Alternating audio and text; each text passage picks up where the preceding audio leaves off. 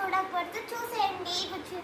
ఇప్పుడు ఏంటి ఇది, ఇప్పుడు ఇట్లా ఇట్లా అనుకున్నాక దీని లోపల అద్దుకోండి, తర్వాత ఒట్టండి.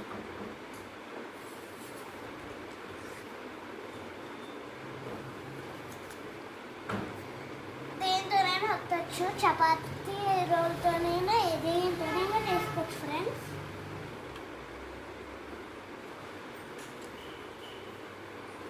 లేకుంటే దీంతోనే